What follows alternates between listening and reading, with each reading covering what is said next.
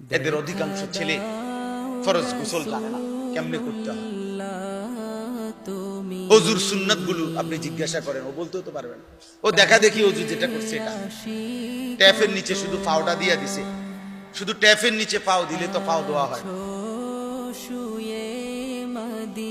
পাও ধোয়া হয়। শুধু ঝর্ণা ছেড়ে দিলে ফরজ গোসল আদায় হয় না।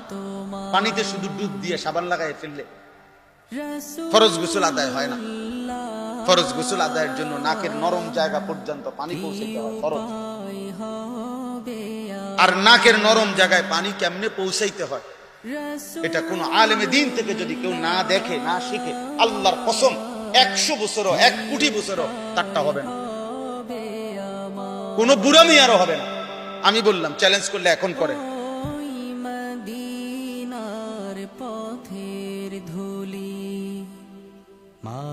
কোন না কোন হক মক্তবের হুজুর যার থেকে এটা শিখে নিতে হবে। অজুতে যেমনি নাকে পানি দেয় এমনি হলে হইতো না। অজুতে নাকে পানি দেওয়া হলো সুন্নত।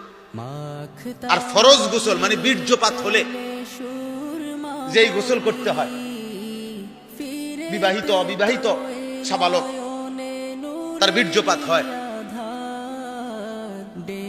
15 বছর থেকে বাচ্চা ছেলেদের অটোমেটিক বীর্যপাত হয়।